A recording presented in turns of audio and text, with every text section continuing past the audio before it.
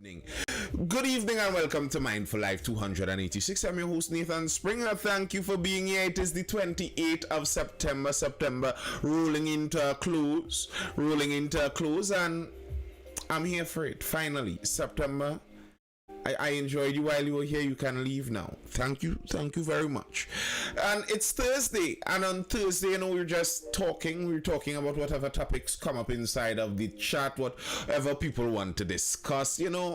We're talking about that. I see some people were talking about the police officer that robbed an establishment. I believe I saw somewhere someone was saying that he moonlighted at the establishment as security or something like that. I don't know if that bit has been verified, but my guy went in full uniform.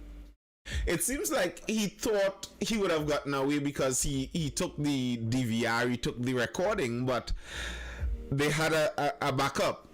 It makes me wonder if that was the first time they were robbed. Yes, he was an SRP.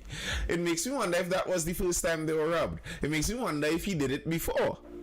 Because there seems to be a bit of brazenness and confidence he went in with while doing that. The venue that isn't representing anymore, I saw that. I believe I saw she said that the promotion company, the pageant company, wanted her to pay her own way to Vietnam. But the strange thing about that accusation is now that the first runner-up is now the selected person, I believe they have announced that they will be sponsoring her on her way to Vietnam. So it seems like something strange really did go on there. It would be interesting because I think Milady, I believe that's the lady's actual name, Milady, I believe she has legal representation now, so we'll see how that will all end. The rise in school violence. I don't know if there has been a rise in school violence. School violence has been really bad for a while now. Right before the COVID pandemic hit, there was a serious spate of school violence, especially schoolgirls fighting, etc. And the pandemic forced a lot of children out of the physical school. So maybe the pandemic made it seem like there was a decrease in school violence, but I don't think we ever had it under control, really and truly. It's just a continuation of what has been going on for quite some time now. Good night, Paul Duncan. What's going on, bro?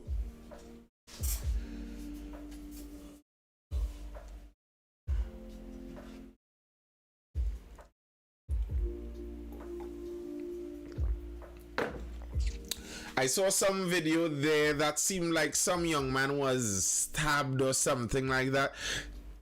Like, to be very honest with you all, seeing people suffering doesn't give me any manner of entertainment. So, like, I don't need to see it. You could give me the information and I'm fine with that. So, I think I saw that some young schoolboy was in an altercation where a knife was involved. Think it had a shooting in Pleasantville. Yeah, but I don't know if the shooting had to do with schools. I think that was just not random, but regular crime. If you're talking about the school violence, that's a bit different. Bright daylight. Well, shooting in bright daylight is nothing strange in Trinidad and Tobago now. That's not a strange thing. They've been shooting broad daylight for quite some time now.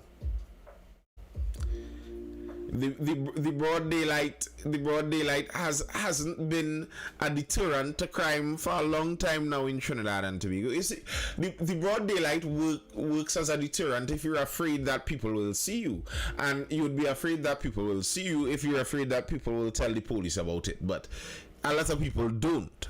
That's just the reality. Yeah, but it's hot these days. So what do you mean? It's too hot for bandits to work out there? Shoot this. Do you think children fighting in schools is because of poor parenting? Yeah, to a large extent, and school culture has to do with the culture that the school has developed that helps with it also. Because I believe there could be situations where the parenting may be lacking, but if the culture of the school is one that pulls the student into a certain direction, they could be pulled away from fighting, I believe. So yes, there is obviously a parenting side to it, and as we join that back to what we were discussing last night about homeschooling, where the Ministry of Education seems like they want to get into control of people's homeschooling. They want you to request permission from them every year, and they have to approve your permission for you to educate your own child. And it seems so ridiculous to me, as we were pointing out last night, that they're aiming to do that. Hey, Ronnie, they're aiming to do that while the school system that the ministry is supposed to have under their control, they do not. Children are bleeding. There are children bleeding on social media on a regular basis, and you cannot control that, but you're trying to tell me that you demand a certain something from me about educating my child. No. How about you control your school first? How about that? Earlers decrease on the increase. Hey,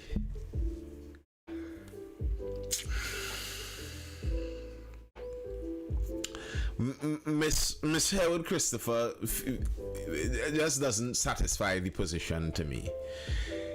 She doesn't give me a sense of confidence when looking at our police service.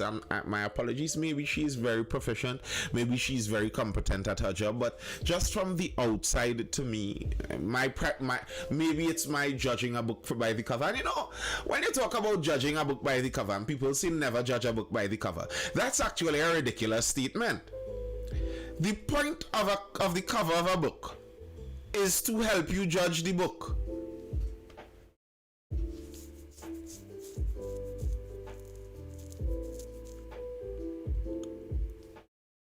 I always wonder about that. What you mean, don't judge the book by its cover?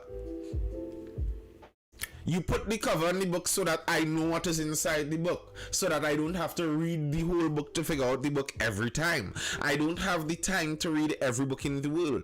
I am going to just glimpse the cover. So yeah, you do judge books by their covers, because that traffic was ridiculous. Yeah, well, I think they've spoken about that. The intention there is to remove almost all of the lights on that Churchill Roosevelt Highway, and I think that indeed would do a lot to help if they remove those lights. And they've already removed all the lights from Nestle Junction down to Curep. So maybe they're looking, not maybe, they said they are looking to remove some now, probably from UE to Macoya, and continue going down that way. I agree they should be doing that. Full agreement in that. No fighting on that for me. That the traffic lights don't help the traffic situation. They really do not. I think that would really aid the traffic situation all around Trinidad and Tobago, because there are some like the morning traffic into Port of Spain. That's a hard thing to solve, I think, really and truly, because it has to do with the working culture of the country. But things like traffic going home, if you are able to better filter people out of the main arteries, you can decrease that homeward bound traffic, because everyone doesn't live in the same spot, so all the vehicles aren't actually headed in the same spot. If you could help each vehicle filter out of the main arteries faster, that would indeed help traffic. So yeah, I think it would. That's probably before books have fancy covers, when everything was just letter. Yeah, because heading to Piaco was licks, especially in the evening. Yeah, you have to know your back roads. Don't just jump into that traffic. I feel like, I always say this, I feel like I rather drive 3 times the distance than sit down in traffic. Traffic just feels like it's eking my life away. My life is leaking out sitting in that traffic there. It's Thursday, people. Thursday Talks. If you're inside of the live and you feel to jump in, you have something to say, you can join in and talk.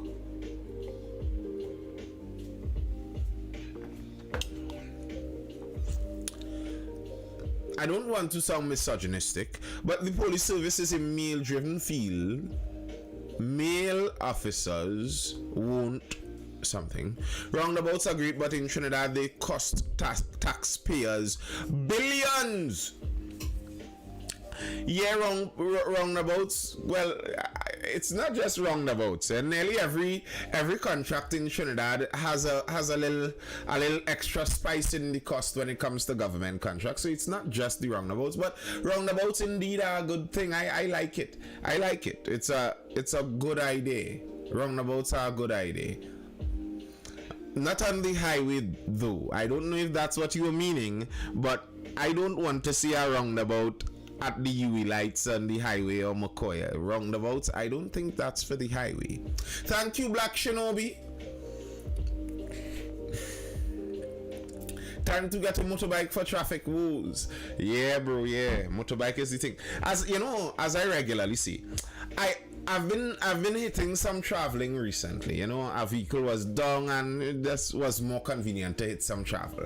And I traveled on the main road. Yeah, if you take a main road maxi, that's about as serious traveling as traveling could come.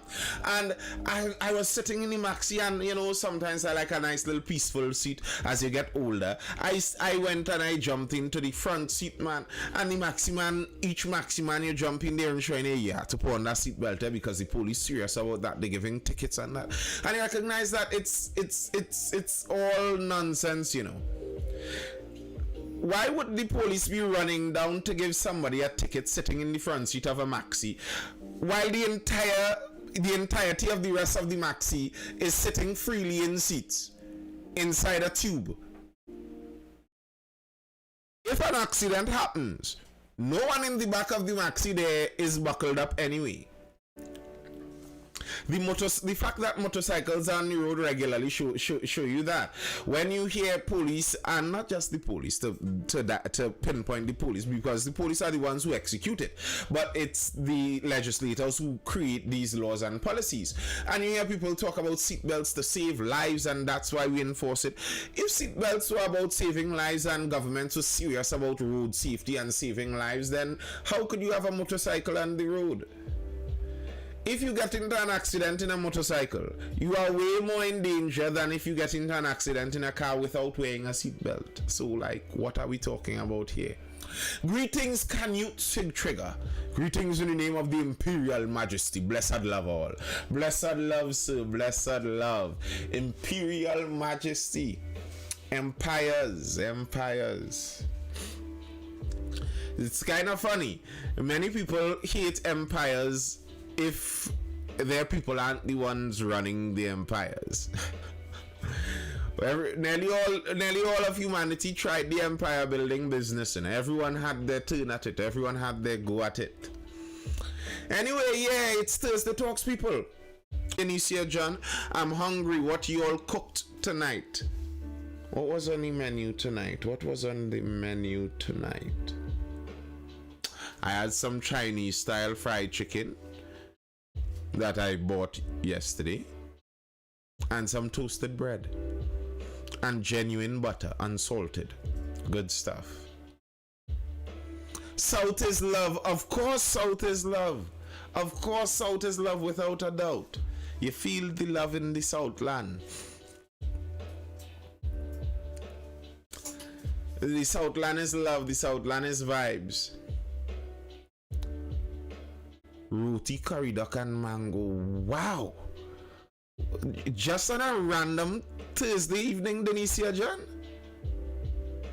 What are your expectations for the budget? My expectations for the budget.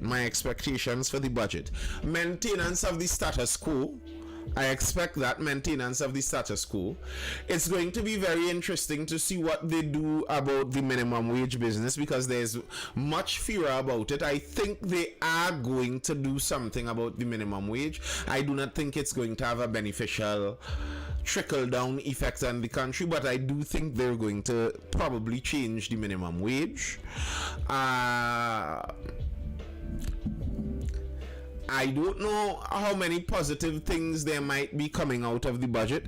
I know there may be some promises of positives because we have the Dragon Gas deal being signed, so they could talk about the possibility of more income coming from Dragon Gas and boost that talk. I believe they gave out some deep water bids recently, so they'd very likely boost that talk, but that doesn't directly lead necessarily to money in the now. So I don't know what positive we could be looking forward to. NIB continues to bleed money, so if not this year, at some point in time they are going to deal with the pension system and attempt to raise that age, without a doubt. I could do with a box of free bulk. They're going to raise online tax. I wouldn't be surprised about that. The PNM does seem like a more tax-loving kind of government. I don't want minimum to increase. They could subsidize something or less taxes on something. Higher wages equal higher cost of production, higher prices of goods. Correct. Free bulb. Who wants? And you know, I got the free bulbs, and almost all of the free bulbs blew already. The free bulbs never lasted. I don't know where they got these old dry rot bulbs from. They just never lasted. I don't know what was that. How you feel about the president and Farley? I didn't follow that full 100. I saw the president say that she is in favor of autonomy, but as I always ask every time I hear this, what exactly do they mean by that? When the president says she favors autonomy, when she says autonomy, what does she mean? What is the picture she has in her mind? Because the picture she has in her mind mightn't be the picture that the chief secretary has in his mind. And I consider some of that to just be talk, because she is the president now, yes, but she was an active member of the People's National Movement, the ruling party. If she was really in favor of Tobago autonomy, to whatever level she is in favor of it, she could have done something more about that while she was in the ruling party making choices. Sandstorm says fuel subsidy reduced or removed, online purchasing tax increase, import tax increase, car tax up. Yeah, a tighten your belt kind of budget is what you're expecting there. I wouldn't be surprised by those, but I don't know if I expect them all, because they are the PNM would be facing some difficulty to get the population to go along with some of these things, especially as the unions are already starting to make a bit more noise and the cost of living is already going up, inflation is already going up, etc, etc, etc. To do some of these things are going to be difficult to get it to go through there. Now, the benefit, as I regularly say, that in my opinion, I believe the PNM has the benefit politically that they have, is that they're facing the UNC with the same washed up leader that they have had for the longest while now. So they don't have a very serious challenger. So they could get away with much more slackness, as it were. Wide Leather says owners of Hadco received the bulb contract and now own ASA right also. Wow, is that so? And I know the owners of Hadco, I remember them because they were the ones asking for ESG, the environmental, social and governance, that investment portfolio. They were asking for more of it in Trinidad, more global control over our business community here in Trinidad. Hadco, the owners of Hadco were requesting that. That's very interesting. So the bulbs came from Hadco according to Wide Leather. I don't know that. Wide Leather says so. I won't expect a lot of positives if things remain as is. I could live with that, but I wish they could push to help businesses export more. They already have a lot of incentives for export, you know, just by the way. Money tight, especially when they keep using taxes for I think VAT should be taken off all basic food items because people are suffering. I think VAT is already off of nearly all basic food items, just by the way. Hey, I want cheaper cars. Well, that's the thing. That's the thing that I don't think we're going to get anytime soon. Especially not with this government. If you want cheaper cars, maybe you want UNC in power. UNC where they're going to leave it open to basically every Tom, Dick and Harry to come and start selling used cars. And to me, I rather that side. It's like in Trinidad, we have the choice between a kleptocracy and infinite bureaucracy. Which would you choose? The kleptocracy with the thieves in charge, or the infinite bureaucracy where they have a committee and a hearing and a council and a group and a consultant for everything, where in the end they milk you dry, but they have a technocrat to do that. Noted, vote Tanticams. I never said vote Tanticams. I give an example of my opinion of how I see the politics of Trinidad and Tobago. I never said vote Tanticams at all, at all, at all. That was not my statement. In fact, I think Tanticams may struggle to win any other election. My personal opinion is Tanticam should enjoy retirement right about now. Go enjoy her grandchild or grandchildren. Whoever giving you cheaper cars your day, give me a Jay-Z. And you know, the thing is, the reality is a government in Trinidad and Tobago can give you cheaper cars, because a great part of the cost in cars in Trinidad and Tobago just has to do with the taxes only. The cars, we pay high on a relative scale globally for vehicles. You look at a vehicle cost online and then you come and look at it locally and you're like, man, something seems evil here.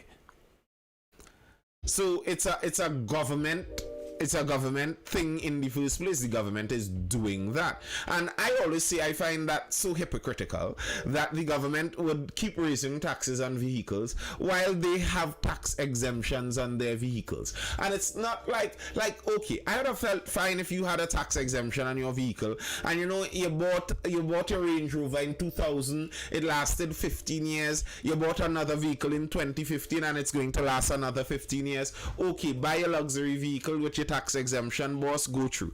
But when these guys are buying multiple vehicles on a yearly basis and stuff like that, and then these same hypocrites would stand up there and look down on you and say, you know, we have too many cars on the streets, while every member of their family has a luxury car with a spare vehicle possibly.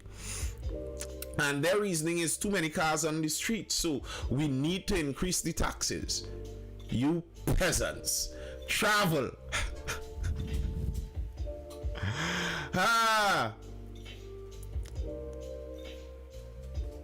Not at the risk of majority of foreign currency being used in car purchase. You know, I don't buy that foreign currency excuse, you know, Sandstorm. I really don't buy the foreign currency excuse that they're worried about our foreign currency getting used up. That's why it's about they have the taxes on the cars. I'm sorry, I don't buy it. I do not. I don't think that the reality bears that out, because the foreign exchange is used by other people to bring in imported goods, imported luxury goods, just to the same amount also. So I just don't buy that reasoning. Foreign exchange problems, come on, give me better than that. I want a Tesla. Go through, boss. Once you could charge it, once you could charge your Tesla, get through. The government need to help Digicel, because you see them who raising the bill every minute because they broke. You know, many of those things are the fault of the government to some extent, because it's difficult for competition to enter the market. So many of the times when you're getting poor service, it's because they have no competition that is forcing them to give you better. And the reason competition is hard to come by is government prohibitions on people joining in. Yes, Starlink come true. Starlink is already here. They're just expensive. Very expensive relatively.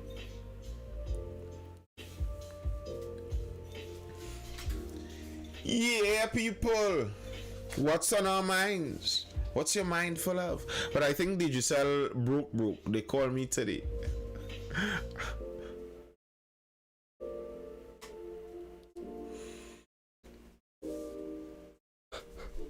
Do you think this foreign currency crunch is a play for the banks to gain profits? I don't know. I don't think so. Not really. Not really, not really. I think the foreign currency crunch is mysterious, one, and to some extent mysterious, and maybe at some of the fault, I don't know, to be very honest with you, about the whole thing, but some of the fault I may assume might fall at the feet of the government actually trying to control these things. The government deciding when to release, when to squeeze. It's hard for the government to do it. It's something that should be left more to market forces, I think. Hey, I wasn't seeing you all the time, Ronnie. My apologies.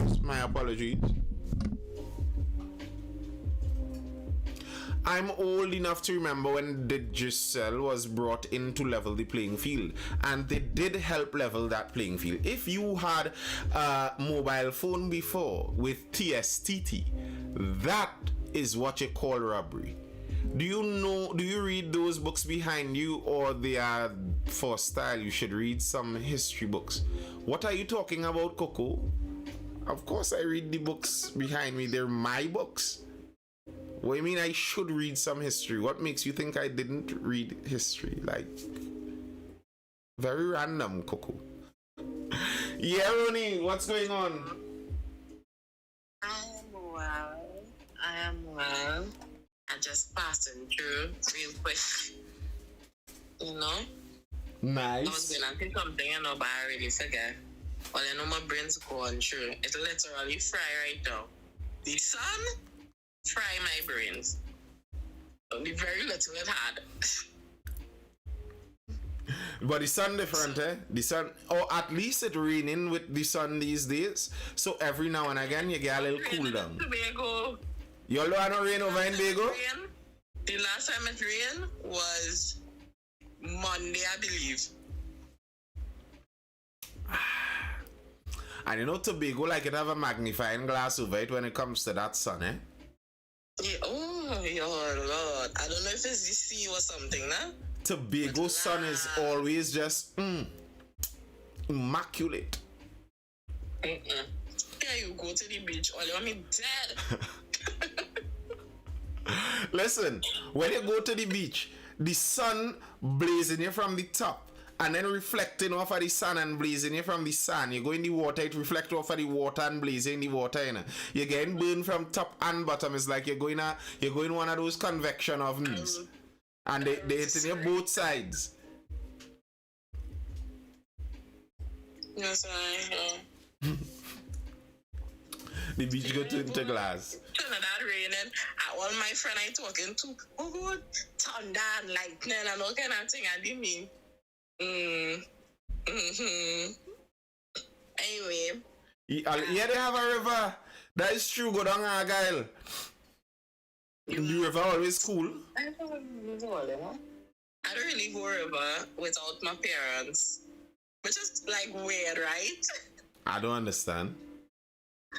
I will only go to the river with people that I trust. Like real trust. And I'm custom with my parents, I will go with my parents.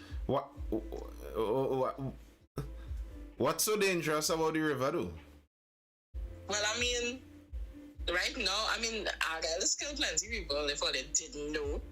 If all they missed all the stories of people dying in Argyle. Argyle don't kill nobody. People is dying in Argyle. Argyle is not a human.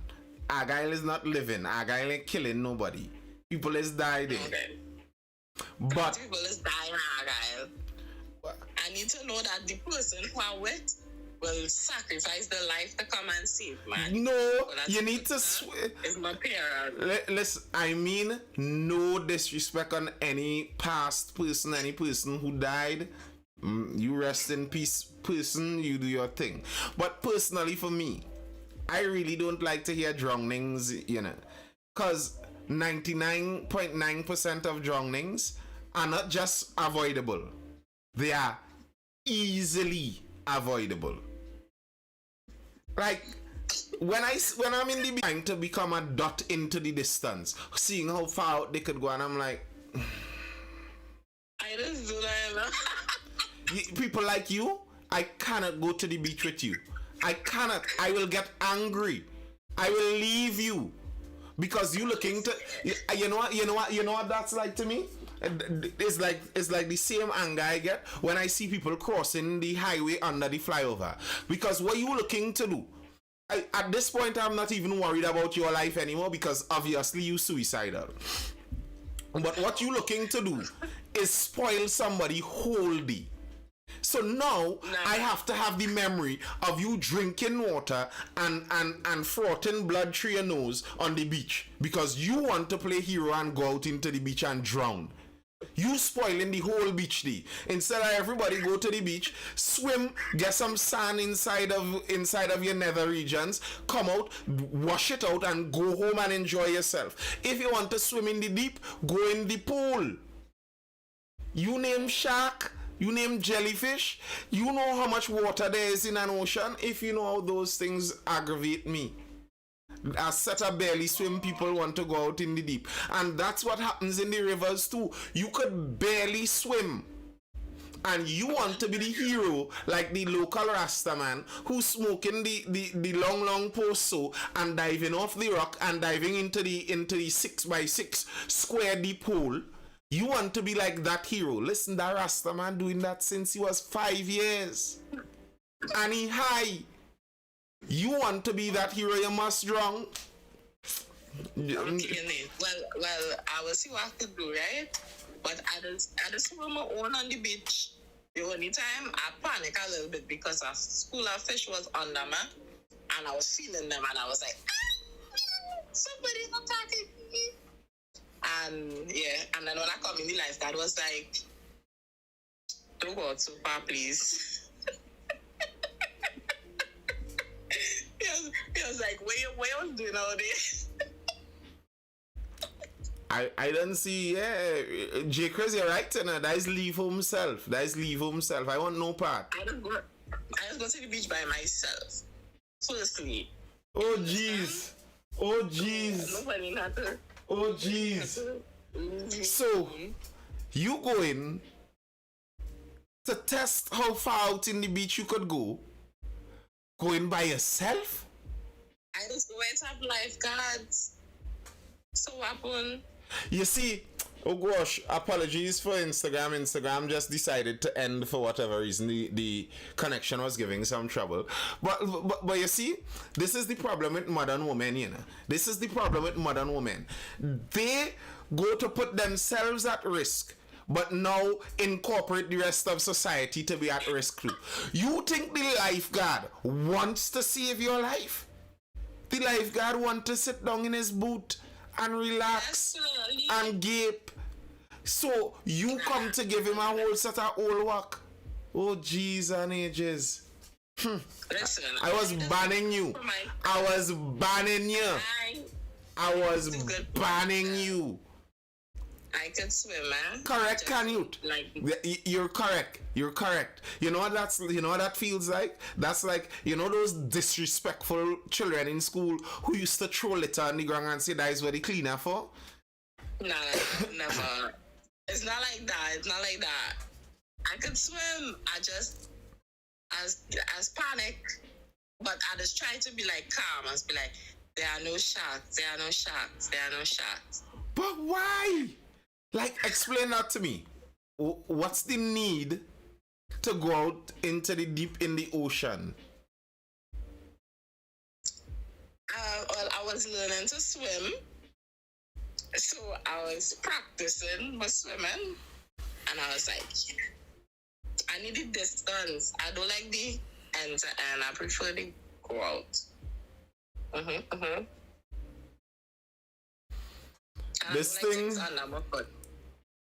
This thing sounding more and more ridiculous the more you talk, eh? So you're following this, eh? She was learning to swim, and she needed distance. Now, I don't know how many of you, I know we're Trinis here. We're supposed to know how beaches operate. Is there a beach you could swim, laterally? You could swim laterally. You don't have to swim out. You could swim parallel to the shore. Is there a beach where parallel to the shore you're going to run out of space to swim? You could swim across the entire bay in Maracas, but you need space. Space for what? Listen, why you judging me? I don't like that. But yes, I'm just no wait. I had learned to swim before I did that, right? Space to drown.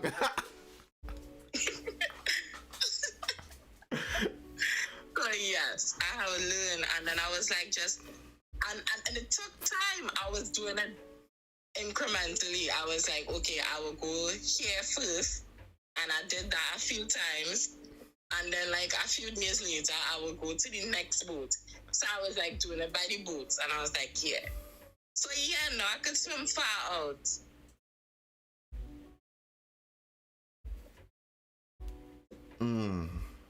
You see? Nah, the woman lifeguard, he wouldn't want to pretend to drown for she. She is not. Hey, don't say that. Don't say hello. I will have no slander of these. Not Baywatch. Behave yourselves. Behave yourselves. I just being honest. She's not Baywatch. But how you risking your life in the vast ocean but need parents to go in the river?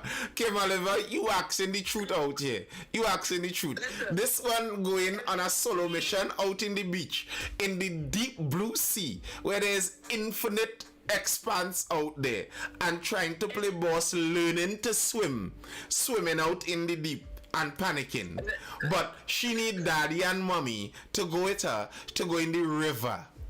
Listen, the broadest river we have in Trinidad, you could hold your breath and swim across the river. The broadest river. Okay, the sea is buoyant, right? You could float. I know to float. So like if ever, I would just be like, okay, cool, float on my back. Listen, like, when people say this nonsense, listen, there are sea currents. If you just flop up on your back and float, where you going?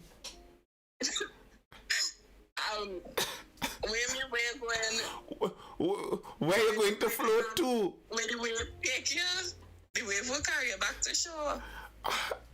Okay, message in a bottle. Alright, message in a bottle. Use a message in a bottle. You're a message in a bottle. You're gonna just float around the deep blue ocean and eventually land back on the shore, all fine and dandy. Okay, you're a message in a bottle. And you're trying to tell me, Rani, you think that the buoyancy of the sea is so much different to the river that you can't float in the river? You cannot float in a river? No, I don't think so. I don't think so. Yes! The buoyancy isn't that much different.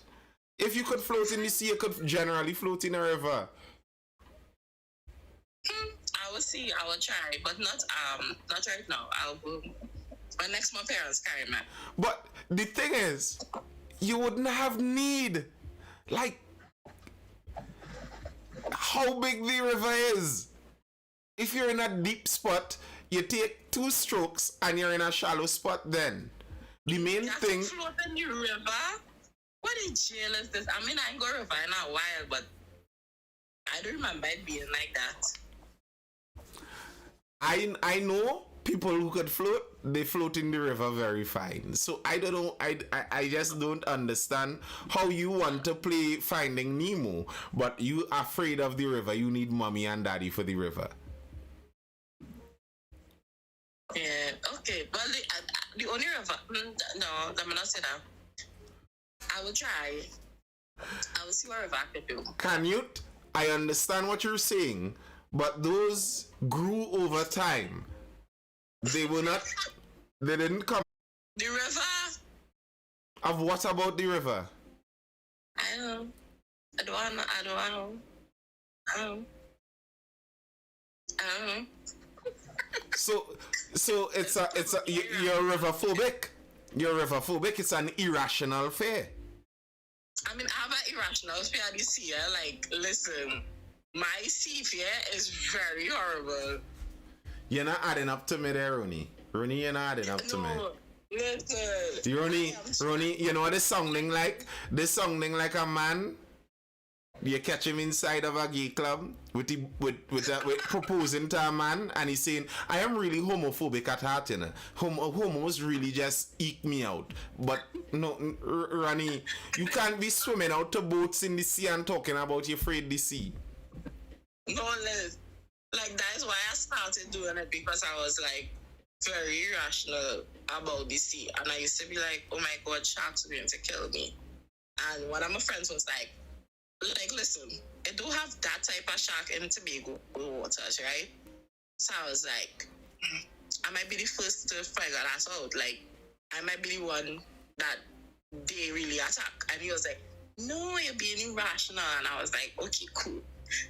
And then I started doing snorkeling. And that is why I started snorkeling out, and then I started swimming and stuff like that. And then I used to be like, listen, my whole time out in the ocean, it's like, they are more afraid of me than I am them. They are more afraid of me than I am them. Who they? Fishes. Which fishes? Just so you have put some respect on the big boys out there. The big fishes aren't afraid of you, eh? Sharks. Oh my God, no. Darling. Don't have no sharks. Sharks aren't afraid of you. And what I mean, it don't have any sharks. The sharks don't usually come to Tobago's waters. But there isn't a wall that prevents great whites from swimming near to Tobago, you know. They don't, there isn't a ocean wall blocking them down Australia or in South Africa. Great whites patrol basically all major oceans. It's not impossible for larger sharks. And bull sharks, there are bull sharks and tiger sharks right up the Caribbean in like the Cayman Islands, Bahamas regions up there. They are known for variety of sharks, and they can easily drift lower down the Caribbean. So yes, there can be sharks, and no, the sharks aren't more afraid of you than you are of them. Just so you know. But you want to know where there are no sharks, Ronnie? You want to know where for sure there are no sharks? In the river. For sure. The most you might get is a little cuscarabo something sucking your big toe. Clean off all of the extra dead skin from your toe. River line. My goodness. That's not for me. Jaron, bull doesn't bite that hard as great white. You care about the difference? Like the nuances of the bite power of a bull shark versus a great white shark. You know, that nuance and difference is a key point to you. Like, you know, the bull shark isn't that bad. So, you know, if there are bull sharks in the water, I may take a swim nonetheless. For me, even if it's a lemon shark, the little 1 meter long shark, no thank you. I'm good. I'm real fine. I don't care to test out the difference in bite strength. I'll take the scientists' word for it. I'll take their word for it. Like even the swimming among the sharks in the cage and business. You see that cage swimming with sharks? Nonsense. I don't understand the point. Why? Ronnie, I notice the melanin not strong enough in you. The melanin is there, but the power from the ancestors that is supposed to be inside of the melanin, it's not there. You see, the way my melanin is set up, I have to explain this. The way my melanin is set up, the kind of difficulty that the ancestors that possess this melanin went through, the melanin will not allow me to randomly throw away my life like that. I am too melanated for such things. But you may be, you may be melanated on the out, you know, the Oreo kind of. Yeah. That Oreo-ish. You're lacking some of that melanin. What's that? In the When you what's the genetic condition when you don't get the melanin production? Albino. The your insides are a bit albino. Yeah, you have albino insides. I'm just letting you know because I don't see the point. Like for me personally, why would I go into a cage with a shark? For like with the shark. Well, with the shark on the outside. For what reason? Like, so we could see them up close. I could go in an aquarium. I have Ultra HD television. I could get an Ultra HD camera that goes and shows me all inside their teeth and which teeth fall out. But why I need to be in the cage? No adventure. Oh my. Adventure for what? Listen, I am adventurous, but to me, adventure needs purpose. If I am going on an adventurous journey to Toku, it's because I have the purpose of relaxation on Toku beaches. So we go on an adventure to Toku for the purpose of relaxation. There's no relaxation in a cage with sharks on the outside. Listen, the ancestors get too much licks. They survive too much licks and advantage for me to take their survival and risk it in a cage with a shark for no good purpose. Well, how much people ever die doing that? I don't care. I don't care.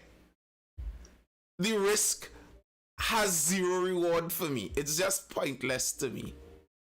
It's just really pointless. The people who went to see the Titanic, those people should have gone with the submarine the actual owner went with or uses or whatever. Because he has a good machine. But Ronnie, that's part of the adventure of it, not so? But they didn't feel anything, so if anything, I am happy for them. We might have to stop at night. They didn't feel a thing. Yeah, that's what? True. So you happy for them? Like what you're talking about, Ronnie? You at any given moment, if you want a painless death, it's not impossible, and there I am not going to go into details about such things. But you could organize a painless death for yourself. It's not impossible. And white leather, yes, horses would kill more people than sharks annually because people are around the horses more. It's like the statistic where they say women are safer drivers than men. You know, that's a lied statistic. It's a gerrymandered statistic. Women getting less accidents than men, yes. But men drive more miles than women. Way more miles than women. So, yes, horses kill more people than sharks, but people aren't riding sharks on a daily basis. They're riding horses on a daily basis. Millions of them. So, of course, they'd kill more. Good night, Tony the Ambassador. What's going on, bro? How things? So, Ronnie, when you hear gunshots and people running, you going to see who shooting? No, yeah. No. I'm not like I like adventure in nature. So, I will go, I want to see the shark, I will skydive, I will do like paraglide and them kind of things. I like nature adventure, not like crazy people adventure. That's not for me. We're talking about crazy people adventure. I guess ghetto people adventure.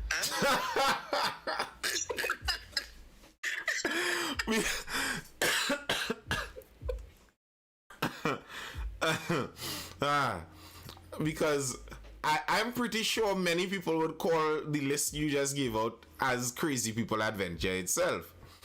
Ghetto people adventure, Ghetto people adventure is going out to look at the aftermath of a shootout. That's the ghetto people's adventure. The more adventurous the ghetto person is, the earlier they come out to view the aftermath of the shooting. So say a shooting play off now. Who comes out within half of a second? That's the most adventurous person. And then there are some people that wouldn't come out till like half hour later, 45 minutes later. Those are the least get to adventurous people. So that's how you gauge get to adventure, how get to adventurous you are. That seems like detective work to me. But bro, you're acting like you don't know. That's facts. A shootout always has the first viewers that come through. The police aren't the first to view the crime scene. No. Willie Banks says, I know some red girls up by me. Hey. All right. Wow. What does that mean? Is that some get to adventure? Them and them mother does reach out fast when major incidents happen. First responders. And the real bougie. Yeah, well, you could be bougie and get to adventurous too. In fact, you know, as you say that, the truth is, sometimes the bougie people are the most ghetto adventurous. Because many of the times, somebody who has spent many years inside of the ghetto, they understand that this ghetto adventurous business, there's no good reward for it. I will find out what happened tomorrow. Hey, neighbor, it had a shooting, you know. All right, yeah, I'll check them tomorrow. While the bougie people, oftentimes, they're the most curious. They're Vice News that came down to Trinidad and went driving up in Lavantil in the middle of the night.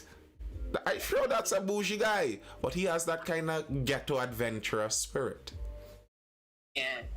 You see, it's not the adventurous people. Find one. Go do it. Hiena, no. Don't come and give people no adventure thing like that. If you're adventurous, the advice here from the Mindful Life is get something useful to be adventurous for. Don't go and just risk your life out here for no point. Just for selfish adventure. That's such a millennial concept, eh? That's such a millennial concept. It's Let me explain why it's such a millennial concept. It's throwing away the duty you have to the position you have in your family, in your circle. So, for you to become an adult, your family would have invested a lot in you. For you to risk all the investment your family invested in you for no gain is such a selfish millennial kind of concept. In times gone before, the only way you risk that investment that the family put in you is if it's for something for the gain of the family. But the idea that, you know, I'm just going to go out there and for vibes, I'm going to risk all of everything that my parents sacrificed to me. I'm just going to risk it for vibes. All right. It's a millennial spirit. It's the spirit of the sinks. You know, the single income, no kids group on TikTok that you see regularly. I remember a video went viral not too long ago with a woman boasting about what she does with her Saturday, that she has no kids and she can spend it all on her own. Yay, all by myself. Yay. Okay, you're selfish. That's fine. You can be selfish, but it's nothing new or revolutionary. Go on. I'm not saying anything about her. I just think in her video she was just being very condescending because how she was putting it off like, yeah, I went out and I didn't have to find a sitter and I didn't have to do this, and it was like, okay, we get the point. Like, just say you went out and you had a good time. Like much like the video that was sent in the Discord. You watch it, Nathan? Mm-hmm. And the person is like, I am happy. And I'm like, I'm sure you are. That's how all of these people has come across. Like, yes, I am so happy. I'm single and I have no children. And it's like, if you are, then why are you telling me about it? I don't care. J. Chris, you're not serious. You're not now knowing this. It's on my profile right here on TikTok. You could find it there. It's been there for a while. So that is how I feel about that video. But I don't think it's selfish. I think it have a lot of safety in it. My cousin went skydiving recently and it looked like fun and she was safe. So we could do that. But didn't you see a John? Who is your father-in-law in this case? That seems like a very interesting thing right there. Just watching the comments in there now. Yeah, I know reading that. I'll let I'm moving in by Denise here, John. Yeah, things looking nice over on the ends. Things looking. And I can't see 30. Make But a room. but the reason I use the word selfish, Rani. Oh. Okay. Oh. Oh. Well, will he bang you a few steps behind, bro? Yeah, continue. You quite a few steps behind. Quite a few steps behind. Well, no, because I know one Fuad well, not recently, but he used to regularly watch here on TikTok, and Rodanfa would watch regularly on Instagram. So it's not totally strange. Oh, God. But yeah, the reason I said selfish, Ronnie. J. Chris, come now, man. The reason I said no, that can. What kind of J. Chris? What kind of slow behavior again on with there? The reason I said selfish is because of the way she put that across, where you said the condescension, etc.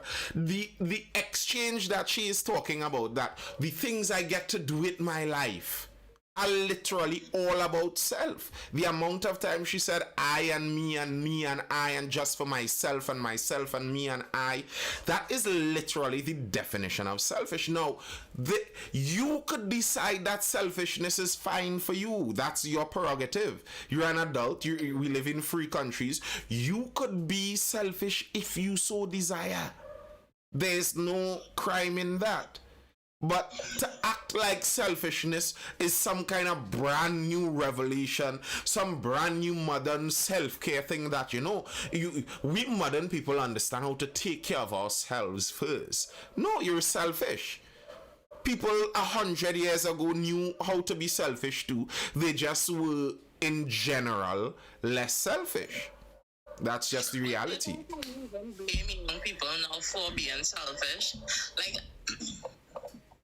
when you listen to the situations that we have going on now, it's like, bruh, better you really be selfish and stay alone, because it's not making any difference.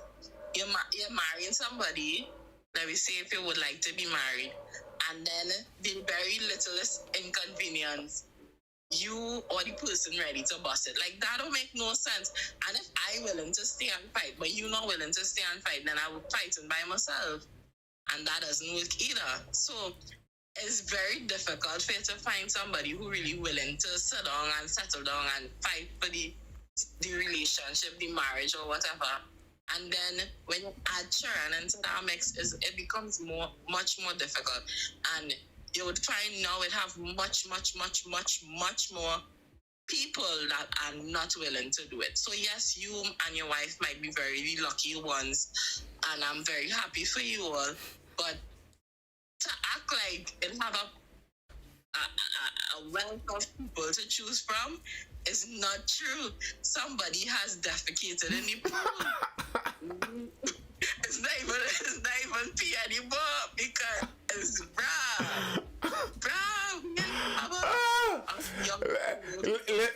Listen. I understand 100% what you're saying, and to some extent, I think it's the fault. To some extent, I think it's the fault of generations gone before, who then explain certain things to generations coming up. I think part of the problem is the pool is settling, and you're seeing all the feces at the bottom of the pool, because if you stay in the pool too long, you're going to just see the feces that remain.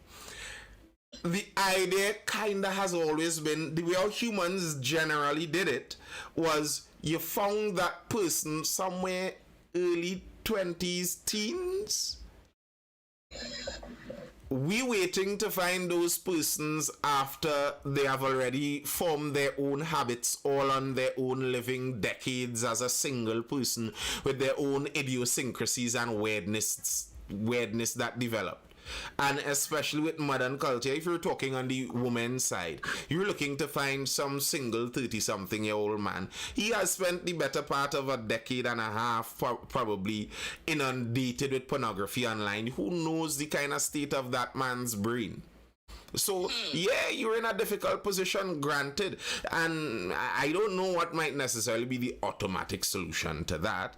Because, as I said, I think to some extent there is a time-related solution to some of those things. To some extent there is that. And I'd hope that as we go on, as generations go on, at least those lessons could be passed on better in following generations. But nonetheless, I think that the way you figure out many of those things is not leaning to yourself that, okay, well, I didn't find someone to not be selfish with, so, well, selfishness forever. I actually don't think that's the better option. I think selflessness still is a better option than selfishness. And worse yet, boasting about selfishness and trying to reassure yourself that your selfishness is actually the best thing. One of the most ridiculous things to me is the kind of cope where you know what you wanted out of life, you know you didn't get it, and you did some things that may have gone wrong, and that's why you didn't get it. Then you're coming to make it seem to justify the position you're at, to make it seem like I have exactly what I dreamed about. No, you don't. So don't make it seem for onlookers like this is the great thing, follow my steps. No, that's wickedness to do if you know you aren't enjoying your steps. Hey, Trini Hotep, you're real late, boy, like the sweat went late. That's very correct. That is very, very much correct. But you give it time. You give it time. I've told all of my friends, all of my, I don't want to settle down, I don't want to turn. I was like, wow, I can't wait to see you guys in 20 years. When that loneliness hit at 40-something, 50, talk to me. Because, bruh, they don't even understand. Men were killing themselves, right? But sorry to say it like that, but it had a point in time that it had a few women that killed themselves. It wasn't much, but a few women. And in all of those cases, all of those women, they either were divorced, most of the cases, and in all of the cases, they had no children. So it's like, women now are going to be the men in 20 years' time. They are going to be the men of the time because they're going to be doing it in droves. Because what you're going to do, you can't reverse the time. You're not going to be able to find anything to really fill the void. So to suffer 30 years of that, you probably can't face it. So it's like, I'm going to go and find that rope. Oh gosh. Loneliness, nothing. I'm in my 40s, Ronnie. I enjoying life. So there are some things. There are some things interesting with that. One, always bear in mind that throughout history, there have always been more lonely men than women. Men being alone isn't a strange thing. You hear about hermits and monks and recluses, etc. Those are almost exclusively men. There are men who there are to this day men in Trinidad who pick up themselves and are living somewhere nearly by this. I know an old doctor, PhD. I did some work for him a while. I was kind of as an assistant, living in the bushes, in a kind of jungle garden he is making for himself, by himself. He not even supposed to be there. Old man could barely take care of himself, but he wants to remain there by himself. That's a male thing. There are men like that. But it has always been men. Now, you could say, I'm sure women would be fine doing it. You might be able to say that, and maybe it might be true. The reality is, it hasn't happened very much. It's not something through human history that has been the custom. Even in something like 80+% of women previous to modern times had children. Most women had children. Having children is nearly one of the most assured ways you're not going to be alone. You might have too much company to some extent, as mothers regularly talk about with the child coming in the toilet with them and all that kind of bacchanal. 80+% of women had children, so they weren't alone from that side. And even for the other percentage of women, very likely with many women having many children, you would be enveloped in a family. Even if you're a woman without a child, you may be enveloped in a family as an aunt to several nephews and nieces. So some of us may have that. You come from a family where you have 10 aunts and uncles. There may be one aunt who has no children, but there are 60 nephews and nieces. So she's not lonely like that. But again, generations have changed.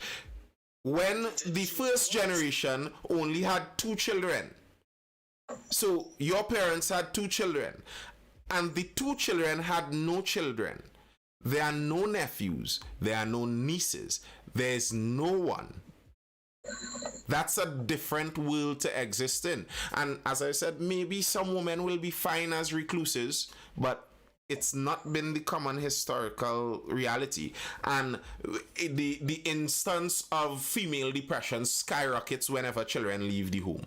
If you look at the statistics and you want to see when female depression rates and even self-harm rates skyrocket, it's when children leave the home. Because, I mean, people could want to deny that, but if we're biological creatures, you would have some kind of biological imperative about being a mother. So, I mean, you could risk it, but it's a risk.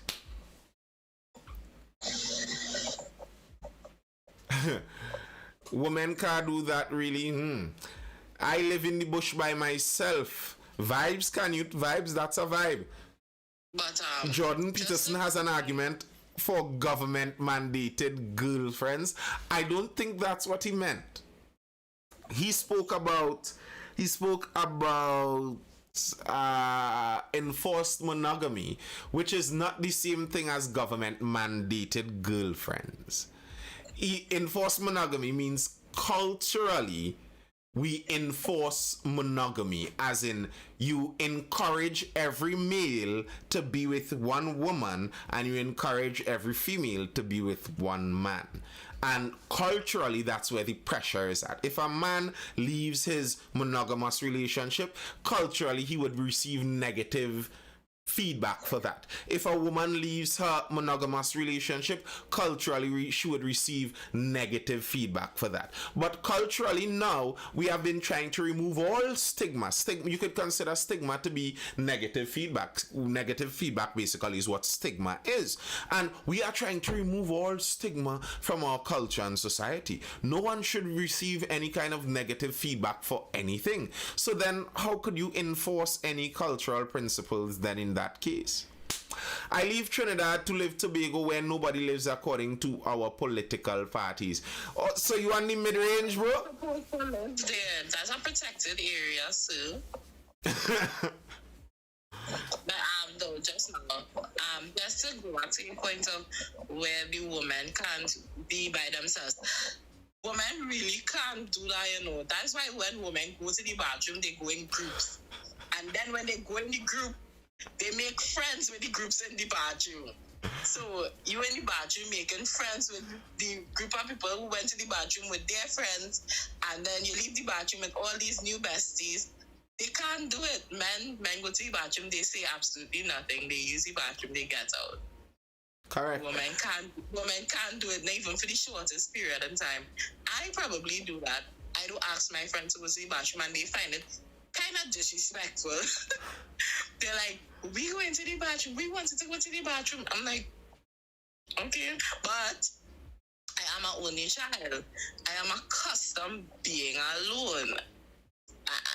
I just won't do the group thing, but I know I experienced a whole loneliness. I hate it because I live alone.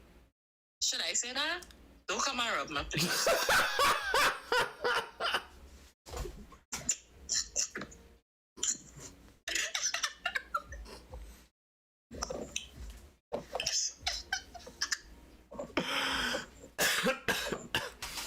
No, on and off. I never known on and off. Honestly, well, sometimes you just lie down be like, babe, just staring out the window. And I purposely left off my curtains off of one window because I could see the moon from my bed, right? So I was just there, like, okay, that's so nice. And then go and sleep. So that's but you see, even listening to how you speak about that, you see how and why women generally don't enjoy alone as much as men. Like, if you listen to a man talk about being alone, you'd understand why they enjoy it. Like, I'm sure Kanye was talking about himself alone there on the mid range there. Like, and boy, when you see alone and you're just chilling in the night and taking in that night breeze and the moon come up and you're just hearing the owl and ooh, and it just echoing and boy, it's be a kind of vibe. Eh? Some men, when you hear some men talk about being alone, you recognize, wait, boy, he enjoys being alone. But women are by and large more social creatures. That's why I spoke in a live previously that women were, generally speaking, the controllers of culture. Women are the more social creatures. That's why, generally speaking, they were the ones in charge of maintaining and honing the culture, as it were. They're the ones that do more of the social activities because they are more social. And that's why that's one of the good reasons for monogamy, if you will, for monogamous enforcing monogamy, as we were just talking about. That, okay, if you have men who may be okay with being recluses all alone in the jungle by themselves, they may not bring benefit to society by doing that. But if you pair this man with a social woman, this woman just wants to socialize with all the other families in the neighborhood, then this man who may have been a recluse, now he is dragged into the communal society and forced to do other things too. So now he is there building a play park for the neighborhood when he couldn't care less. But the wife tell him, George, you have to build the play park and we go look bad. How you go look that? Look the neighbor Harry. Look, Harry don't need a swing. How you go do nothing? So George there in the play park building something, not of his own will, but of the will of the socializing side of the couple. That's part of the reason why they talk about that family structure, that enforced kind of constant nuclear family structure is such a powerful unit for society and community.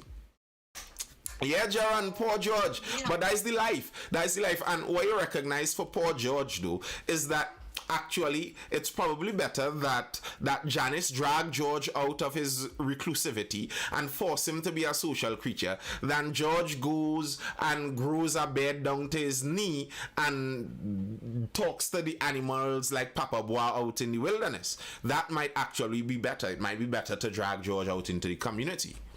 Nathan, I living my best life now. Seriously, I river bath and bathing in the rain, planting my food is the best. Can you take trigger, bro?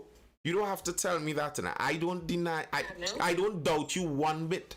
As I am. It might be surprising to some people because I talk so much, but I am kind of more naturally an introvert person. If you see me on my own terms, by and large, I am on my own terms. I'm by myself. I like it. I enjoy my own company. I could imagine exactly what you're talking about. I have a garden. I enjoy alone time in my garden. I could go in the garden and work for the entire day and get lost in the work and don't even recognize that I'm working for the entire day by myself. I understand exactly what you're saying. But if you go back to the good book itself, in the beginning when he made Adam was Adam didn't ask for a woman. Adam was fine by himself to himself. He was in the garden doing what he was doing. It was the big man himself who looked down and said, the quote literally from the book is that it's not good that man be alone. And to me, I think it's still somewhat like that. While we could enjoy it by ourselves, listen, men alone get very weird. You would enjoy it. You enjoy the alone time, but you get weird. Trust me, you get weird. You get weird. So women and children help to, soften the men and integrate them into the society better. And that way you get the value out of this man, because men are very valuable to society. Men are the builders of society. But you may not get that valuable building if you don't get the woman to, it's like chemistry, chemistry, where okay, you might want the characteristics of this particle, but this particle doesn't bond well with this other one. So what you do is you get some other little proxy atom to bond there, make a reaction here, make it into some kind of other ionic particle or something. There's a charge, and then it could all mix together, and you get whatever you want out of it. That's the purpose of the family. Every George needs a Janice, and in that case, every Janice needs a George. If you're looking at it from that biblical religious perspective, the man was made first, and he spent time by himself, but the woman was literally made for the purpose of being with the man. So is it a surprise in that case, if that's how you view it, is it a surprise that women aren't generally cool with being by themselves? They didn't come here by themselves. They came here and met people already. Well, person already. I negative my time for that. Done my daughter big my time now. Well, that's a whole different thing you're talking about there too. Can you? You're talking about having already finished the race to some extent. You have already run through the course, made the sacrifices that had to be made. You're already past on the other end, and you decide that you're just going to chill there by yourself. And you see that regularly. There are many grandfathers that are just chilling as a recluse by themselves. That my grandfather was like that. He didn't want anybody around him for a while. Bro beat the game and just playing for fun. It's like, how many of you all played GTA San Andreas, the best GTA ever? When you just beat out everything, and you're collecting helicopters and airplanes, and you're stacking them in your property up in the hills that you buy out and stuff. I understand, bro. I understand. Yeah, nah. So we putting families back together in 2024. Agreed. With your child's mother. All them single mothers and fathers, go back where you get your child, and leave us people who have no children to find each other, please. San Andreas better than Vice City by far. And I think San Andreas was better than any of the ones that followed it. Just the storyline of San Andreas, how in-depth it was. Nothing was close. Yeah, shit. Here we go again. Here, I play San Andreas. Beat it out. Leave it. Go back and play. Beat it out. Leave it. Go back and play. Beat it out. Grove Street, bro. Grove Street. You can't. I'm gonna make that joke. Yeah, don't make that joke. Don't make that joke. You can't leave off the Grove Street. Grove Street. Rep. But I guess more people break up for good reason, good cause. But then it's a good cause to really break up your family, though. What's a good cause? That's a good question. That's a good question. It's like we are talking about with homeschooling. Options, and good and better options, or bad and worse options, or bad and good options. So regularly people point out that a situation might be bad. Okay, so are the options that are alternative to the situation better? All right, so someone is in a relationship, they're arguing with each other. The couple is arguing with each other, and someone from the outside, especially women, give these kinds of advice. The children don't grow up good in abusive homes with that argument all around them. That's a toxic atmosphere for the child. The child shouldn't stay there. The child will be better. All right. And if you leave, there are other men out there that could hold the place of that man. You could find someone better. You could find someone better out there. You don't have to settle for that, darling. Know your value, know your worth. Leave that man. There's a better man for you out there. Okay. That's what you say, because the present situation seems bad. statistically, stepfathers are something like over 100 times, not 100%, 100 times, 100 multiply by times more likely to abuse a child than the biological father. Well, yeah, of course. So, I'm surprised it's so little. 100 plus, I can't remember the exact figure and I don't want to quote something wrong. So, is it then, and I am not answering the question, I'm putting the reality out there. Are you sure then that leaving the arguments is the best option? Or maybe if you understand that leaving the arguments may be an option that leads to generally worst outcomes, maybe you start to look for other options like trying to stop the arguments. You see, I think leaving becomes the resulting action because leaving is viewed as a possibility. I was looking recently, I was on a bit of a Amish run, looking at a lot of Amish videos and Amish life and some interviews with some Amish folk and stuff, and they don't divorce. They don't do that divorce. And you know, they were talking about families and how that works and stuff. And someone was saying there are unhappy marriages. That's just the reality. Yes, there are some marriages that are unhappy. Both of them living together in the same house and they aren't happy. Reality. I don't see nothing wrong with that. I'm unhappy with my job. I don't leave. You understand? But when now in modern times, marriage has lost the idea of a duty, of being something that isn't just a selfish expression. Marriage, that's why marriage was always supposed to be invited all your friends and family and they witness this thing. Because it wasn't just about you, it's the joining of two lives together, supposedly intertwining them to such a level that they're unable to separate afterwards. That was the idea. But now in modern times, everything is on the individual. It's all selfish. It's not about family and duty and my place in my society and my community. No, it's about my happiness. So if I'm not happy, then I leave. Of course, if it's about my happiness, what else?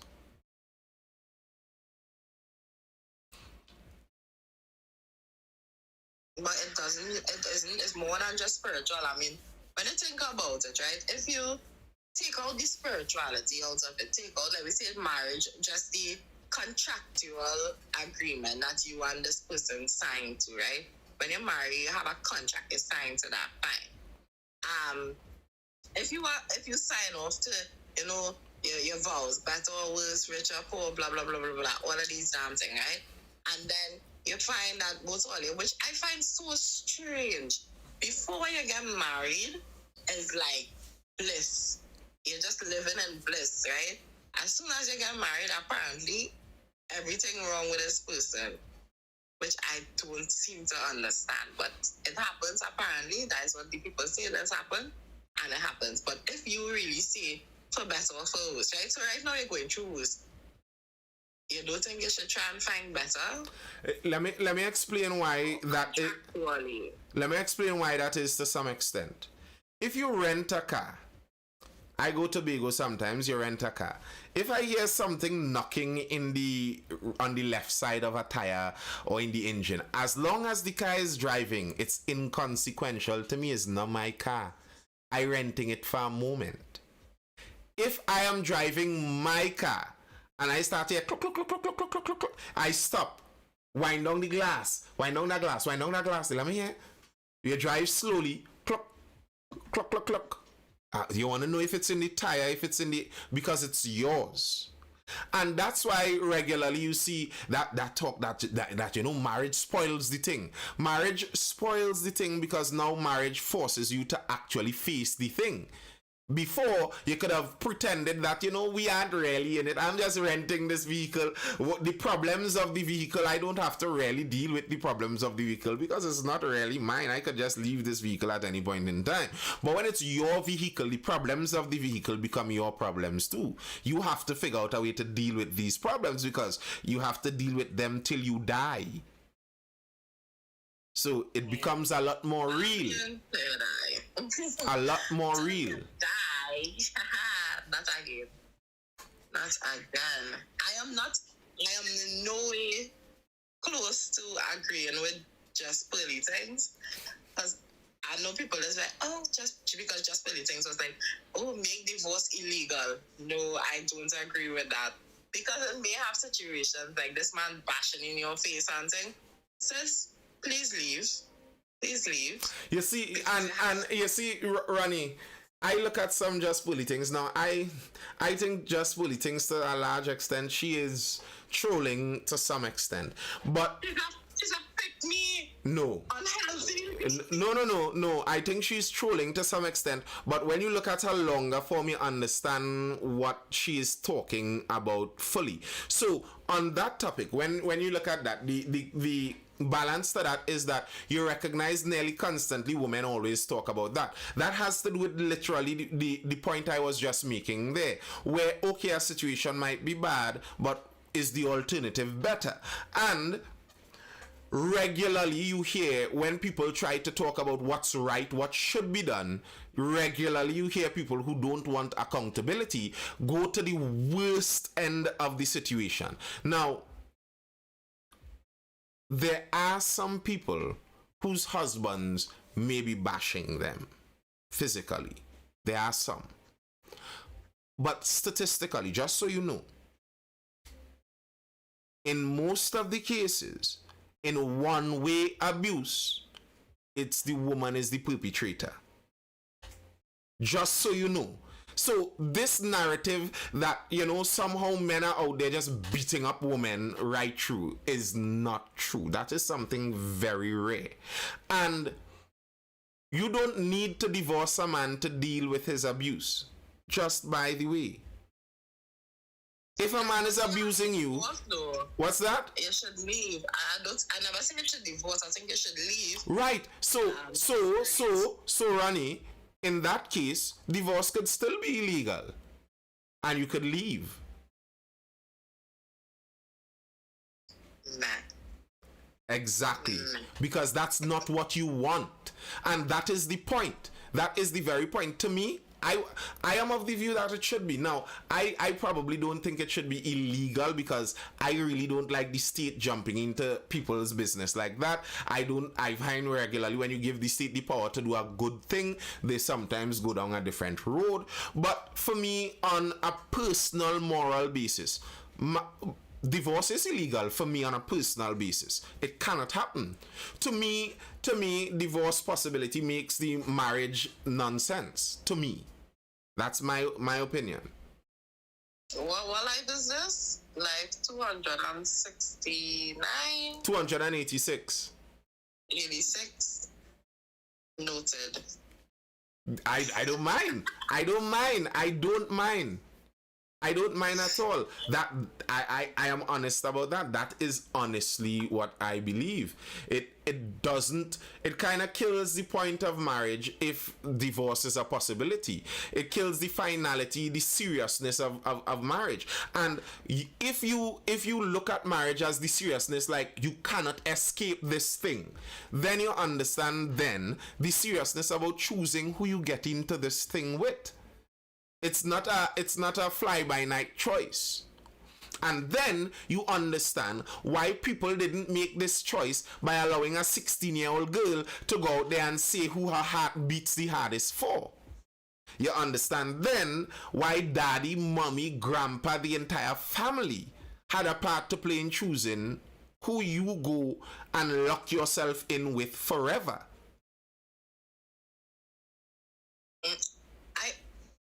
If it's like 2 16-year-olds, I don't know. I can sanction that. Or 6.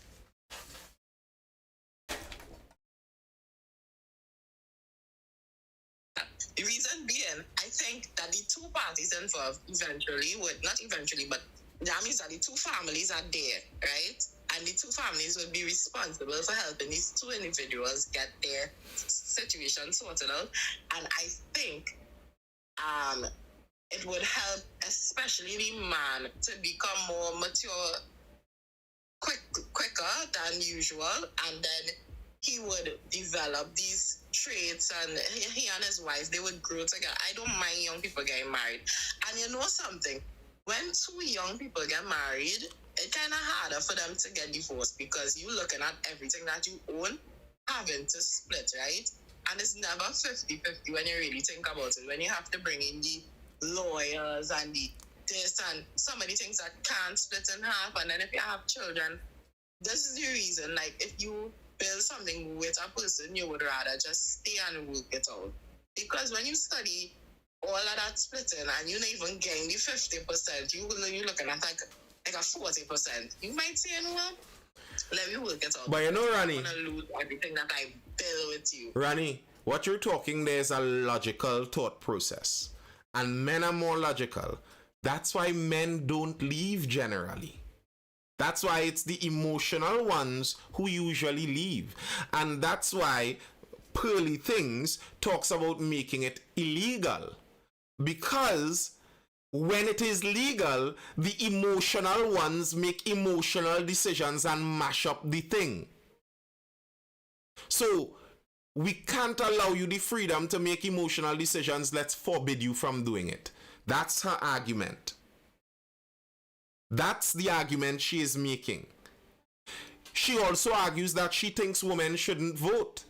And people think it's just provocative. But if you listen to the deeper point she is saying there, she is saying that what she actually studied the history of these things. And that's why so many women that jump in hot and sweaty against her end up embarrassing themselves because they don't understand that she actually read up on what she's talking about there. She's saying it in a provocative nature to draw you in and draw in the clicks and the money, but she isn't actually talking just out of her behind.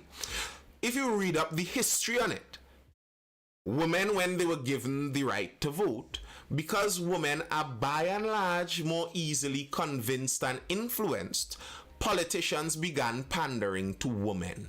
And politicians passed more laws, more policies, because politicians' aim is money. They pander to who? Money and power. They pander to who would give them more money and power.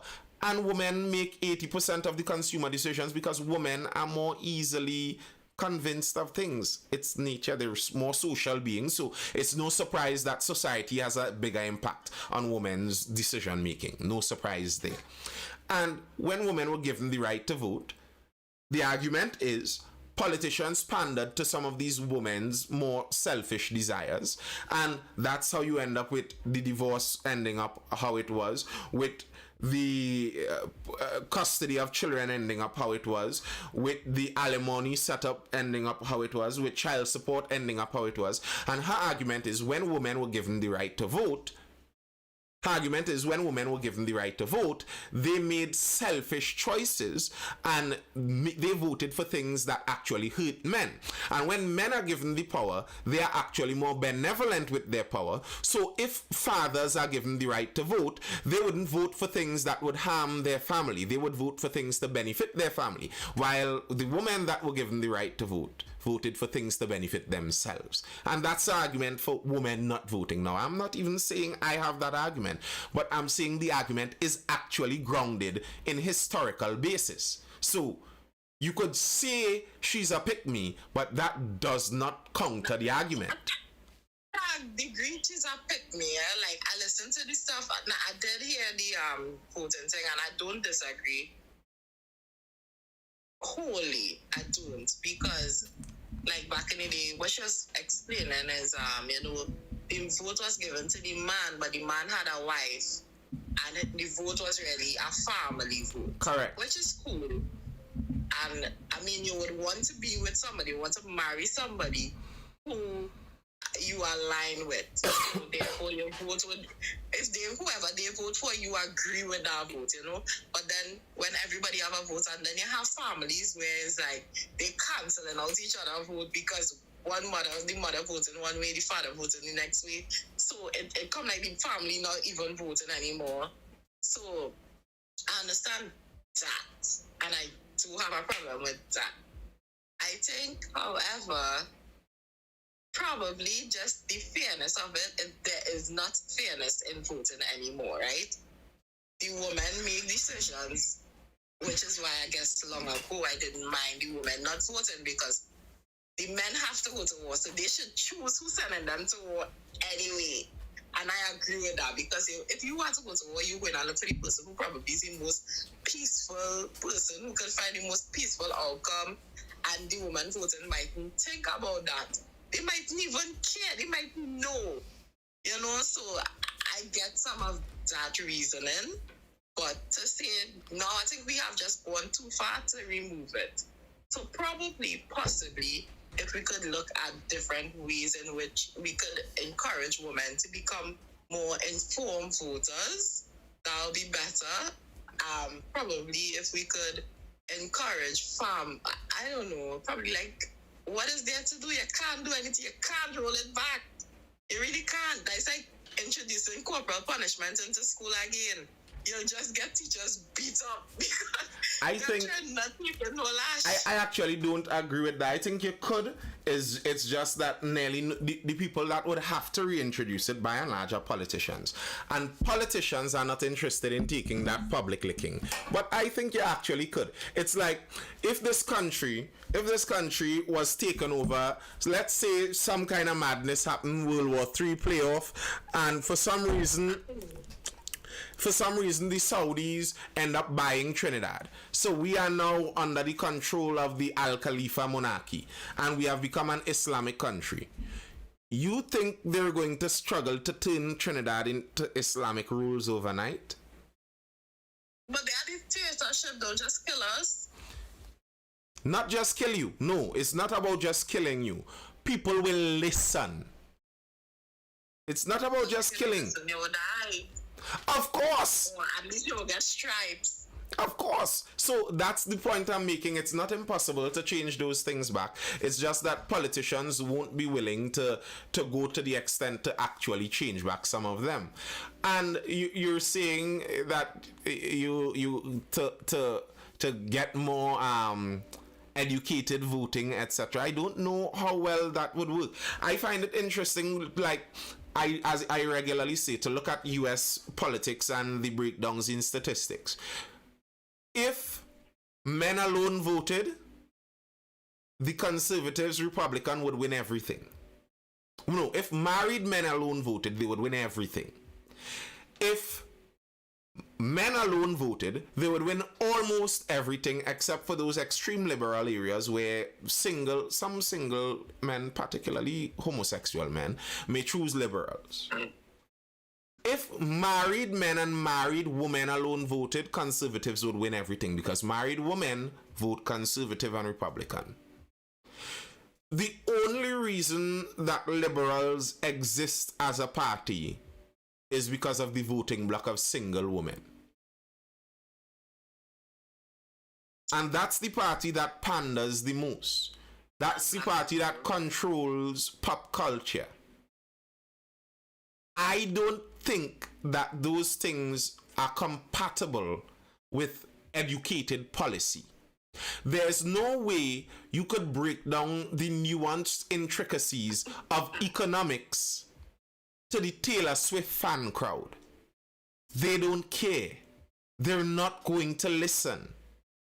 But if you could emotionally manipulate them to see that the big bad misogynist evil men are out to get you and take away your rights, if you don't vote for this one, they vote for this one.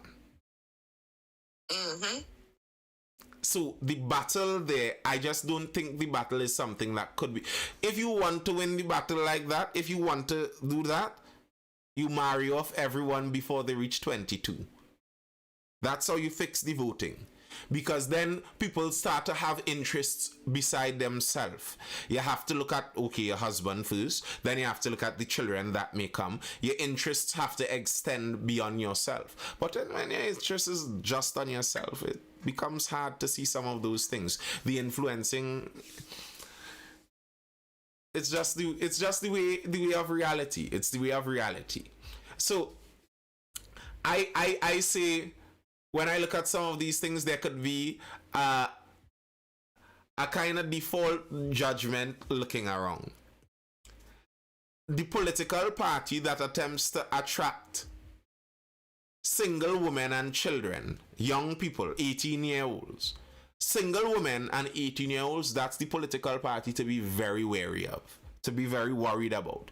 Because that's the party that is looking to attract people through just influence, not necessarily through truth, reality, and fact. Keep that in mind. And it's why if you're a woman, you're in a very difficult position in a certain sense, because nearly everything is targeted towards you. Old Spice the deodorant. I don't know how many of you know Old Spice the deodorant. They've been around for a long time. Old Spice was dying as a brand because it was a man's product. It was a beige color. Nobody really cared about it. The old man buy it till he die and whatever. Old Spice recognized we're dying in this current market. You know what Old Spice rebranded and did? They hired Terry Crews and some well-built muscular men in boxers, and they marketed towards women because they recognized women make the purchasing decisions.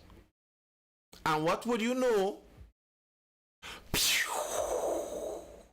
The brand took off. You see, that's the position women are in. You all now are the favored market, so people do things for you, which sounds like a good thing. You see, he may not be your cup of tea. Which sounds like a good thing. People do things for you, but it's not really, because they're not doing it for your benefit. They're doing it for your control. So nearly everything you see is out there geared towards attempting to control you. You are the target audience they're trying to control. It wasn't only Terry Crews. Oh gosh, I can't remember the other people's name. Oh gosh. Leave Terry now. Loud Terry now. Oh gosh, boy. What's that, Ronnie? I said I didn't see that ad, but I guess it would make sense. Women would buy it for their husbands or for their boyfriends, or I'm on a whole what? I don't know what you're talking about. But yeah. You didn't see you can't remember. You can't remember the ads. Look at me, then look at your man, or something like that. I really can't remember it. It seems familiar. It sounds familiar, but I can't remember it. Where he's like, look, he's holding the deodorant and he's talking about, look at me, no, look at your man, no, look at me, no, look at your man. I'm on a boat, I'm on a this, I'm on a horse. Okay, that's not familiar. But okay, I don't understand how that works. But Leticia says Terry ain't making me buy nothing. Oh gosh. Well, but the thing is, the way how those marketers are, they will find who would make you buy it. They will find the right one for you. Okay, Terry mightn't be your one. So if you're looking more on the feminine side, they bring out this one from One Direction, who wearing dresses now is Niall or whatever his name is. They will get the one for you. Don't worry, they will get the one for you. And that's how you recognize, you can recognize that the marketing is for women. They generally use more questionably attractive women in many of those ads than men. The men are always supermodels, but body positivity only works for the females. There's no body positivity for the men out there in those commercials. The male models, you would see a plus size model, and she's walking and hugging and touching up a chiseled, well-gymmed male model. Who do you think they are advertising for? The men? Do you think they're advertising, telling the men that you could go to the gym, real workout, and you're going to get a plus-sized model? No, that's not an advert for the men. That's an advert for women, that you could do what you want, darling. You could look how you want, and you could get this guy. It's an advert for the women. That's what they do. They advertise towards you all. They're aiming to get your money and your purchasing power and your voting power. It's what they do. Be conscious of it. That's all I'll say. Miss Anya, don't think it have man in the gym who working out so that they can get plus size woman. I don't understand that. There might be some. He might be working out so he could lift her. Okay.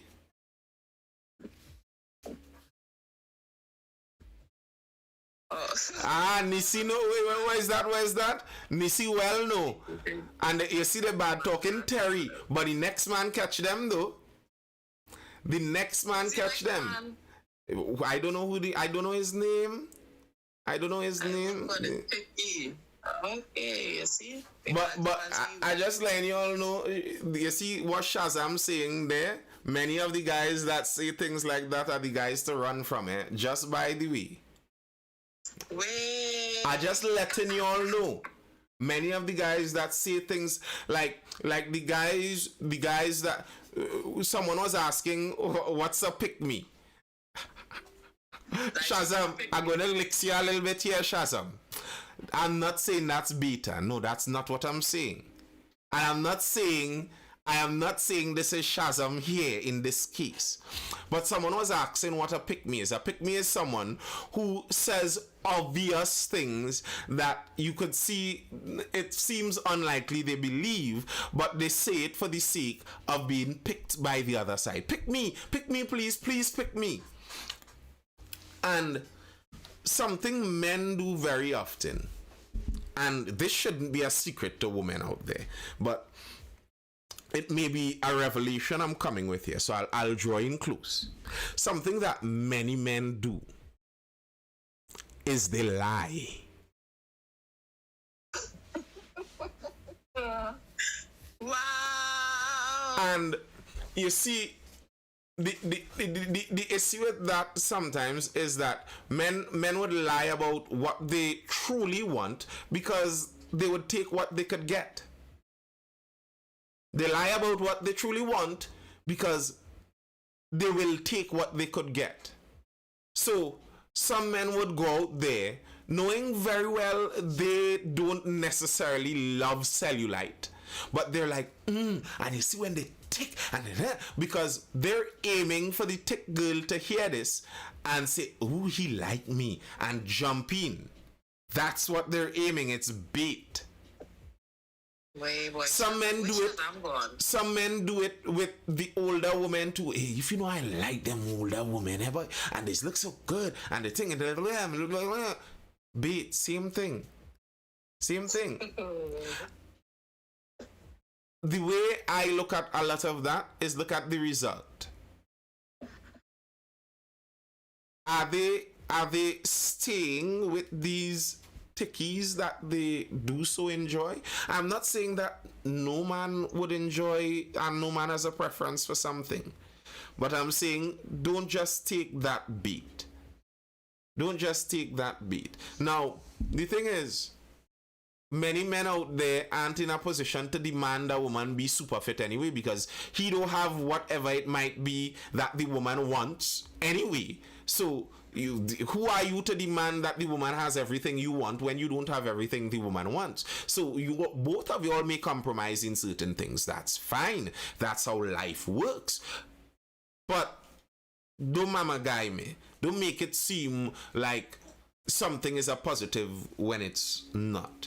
You know you would prefer the girl hits the gym and the legs are a lot more toned than they are. You know that. It's just mamagism at some point in time. But Nathan, which one was the pandering or the I don't usually go for tech girls. Which one was? No.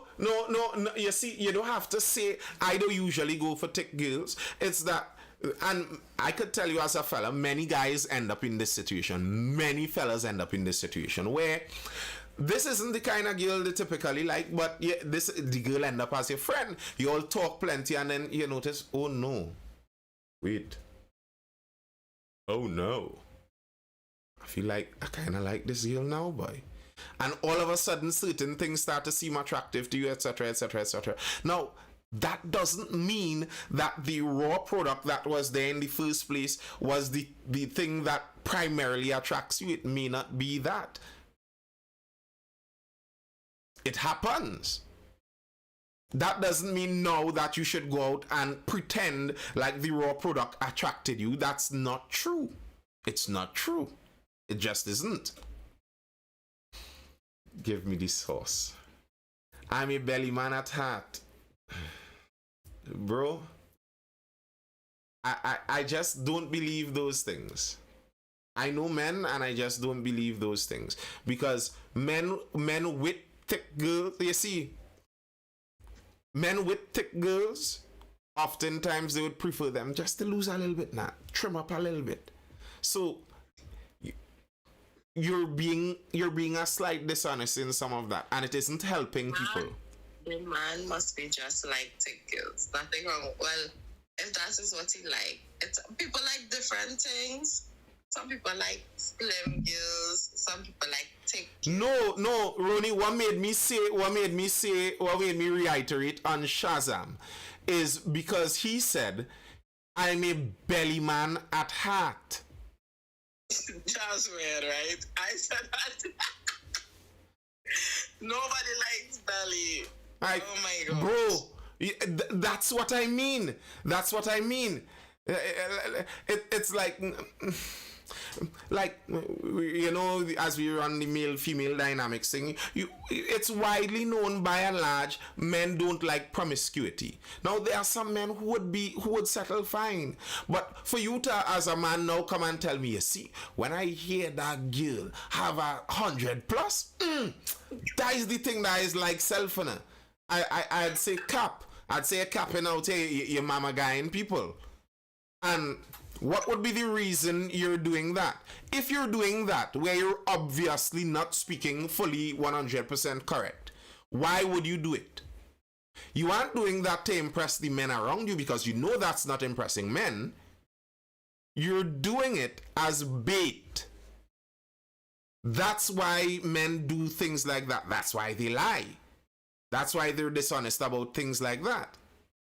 Nissy says, I don't even want my own belly. Exactly. Like, I don't even know why some women even buy that bait from the men, you know.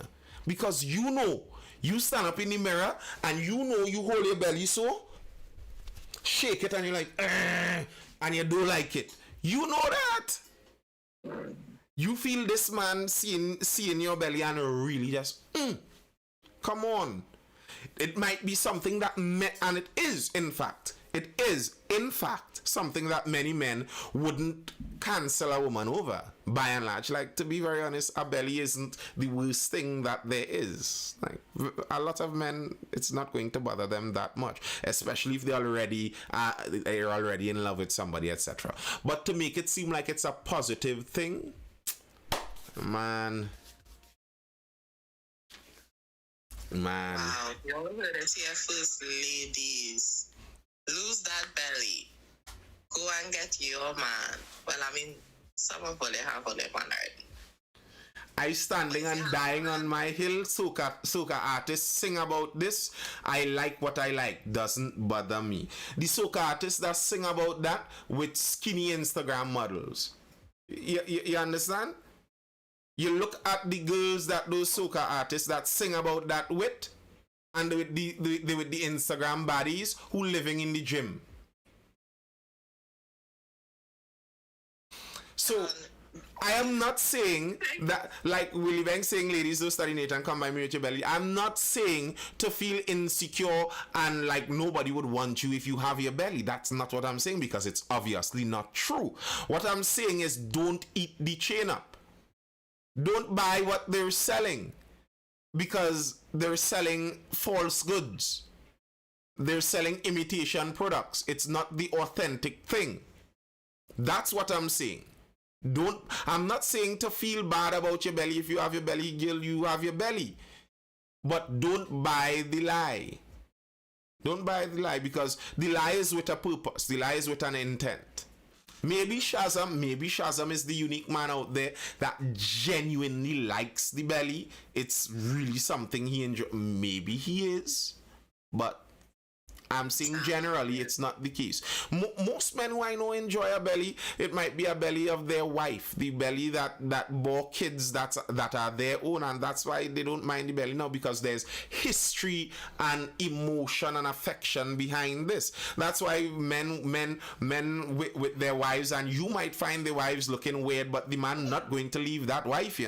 You could come with your young foxy self and you might catch him for a couple months, but if you think he leaving, he obzucky wife for you, you're wrong, because there's some more to it than just the plain physical. And yeah, that's true. I'm not denying that part. I'm just saying, don't eat the chain up, because they're trying to feed you the chain up. A lot of the times they're trying to feed you the chain up. But as he said, the soca artist Queen sang a whole song, Fat Bottom Girls Make the Rockin' World Go Round. And he was gay. So don't worry about what artists sing about. They just be singing. I love that song, but the man was gay. Yeah, Friday Forever. I know that's the point I was making secondarily there.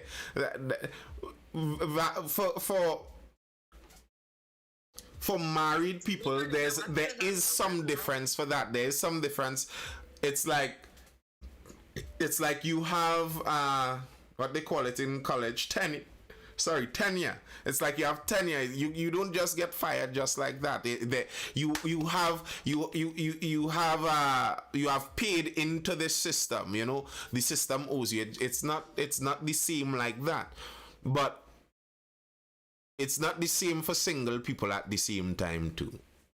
At the same time, it's not the same for single people, because it's similar even in the case for men and women. You look sometimes at some married men and they looking scruffy, dressing how they want, they're looking like they're just nearly falling apart, and their wives still love them and rubbing the big belly when the night comes. But if they were single people, that's not who the wife was looking for, because chances are that's not who he was when he was a single person. So there's some difference to that. But if both of you all are single, like you see, men don't buy that chain up, men don't buy that chain up. If you as a man broke, poor, you have nothing to your name, and you go in event somewhere and a woman watch you and say, hey, if I love a broke man, a broke man is my favorite thing out there. That woman will scare you. You will think that woman has something to give you that you don't want, because those things don't really happen like that. Now, it might be possible that the woman meets you, you all interact with each other, and she ends up liking you although you are broke, which may not be too strange. But for someone to come and tell you, I like you because you're broke, this is real turn me on, Men don't buy that chain up. Men don't buy it. It's women buy the chain up on the other side, but men don't buy that chain up, so because we know the truth. So women, that's the difference. When you see Shazam out there saying belly has always been his thing, think of that as a woman telling a man, broke man has always been my thing. I love when a man don't have no money. Maybe she does. Maybe struggle is her flavor of love.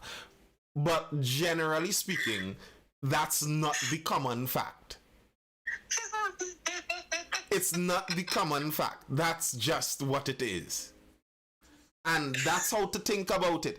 Anytime you hear them coming with that, think about that on the female side. Would a woman say something like that? No. Something isn't 100% there. Yeah, but I are not crying, Misty. Bro, it's funny because no one will ever see something like that. Never. Exactly. Trying. Even if she trying not to be like, if she go up to a rich man and trying not to be a gold digger kind of person, she ain't saying nothing like She that. still ain't saying that. No woman is going to say that. But the men say things, that's the relative difference of the man saying that. And you know, it's actually a pretty good relative difference because it's actually similar because many women are with broke men. Many women are with broke men. And many women love their broke men too. Yeah. Similarly, many men are with women who may not be the prime level of their physical attraction. Many men are with them and they love them too. That's not denying they love them. But what I'm saying is, do it the chin up, as I reiterate again. Know what you know. Know the reality of what you know.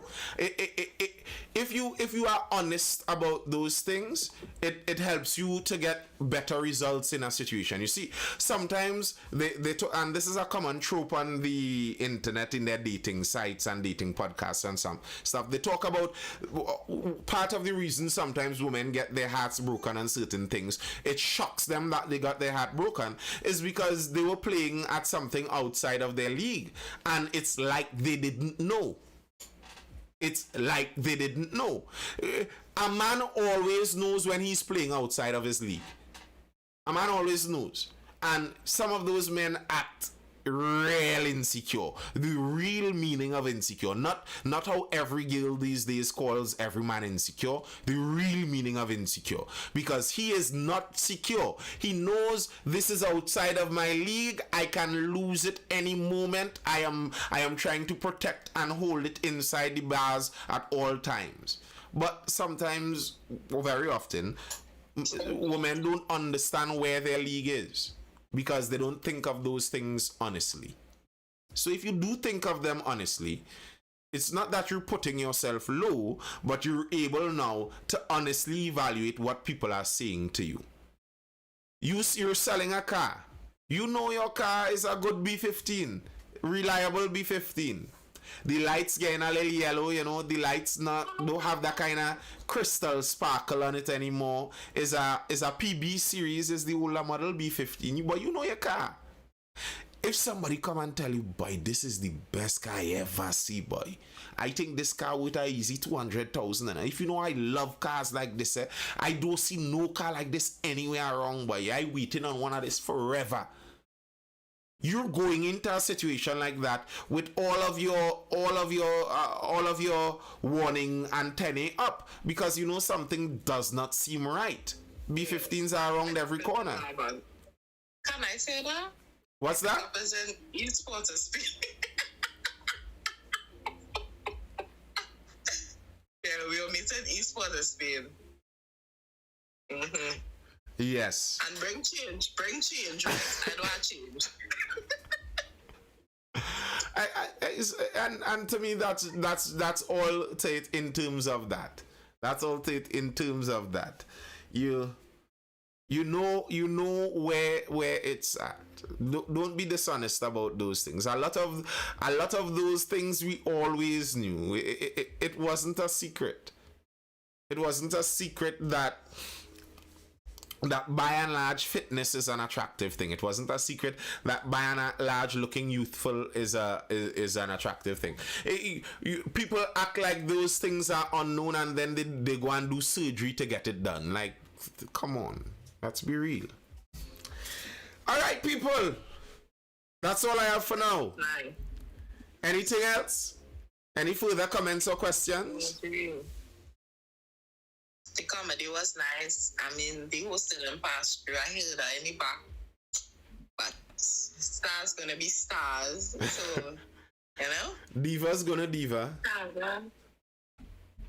Shazam, I come in and check your profile. I want to see what you look like. You not nothing, boy. Post up nothing. Great is the PNM. Hey, I used to real hit that speech back in school days, you know. I had that Manning speech down cork. And we'll beat them in the east, and we'll beat them in the west, and we'll beat them in the north, and we'll beat them in the south, ladies and gentlemen, and in central too. And come election night, when we meet at the Balizé house, we will come together and we will say, great is the PNM, great is the PNM, great is the PNM, and we have prevailed. Hey, they couldn't beat the Patrick Augustus moving Manning back in the days, you know, boy. They couldn't beat him. Say what Basil Pande say. What Basil Pande say at the time? Oh, the one I remember. I remember the time when he get bitter about the loss, and he say, "Look in the mirror." He tell the country when they raping you and etc. Look in the mirror. Listen, Bass was blue. Bass was mad. When it happened, look in the mirror. All right. Out. It was nice, people. I hope you educated, informed, or entertained. This was the Mindful Live. I will be here again tomorrow evening around 9 p.m. I will see you guys then.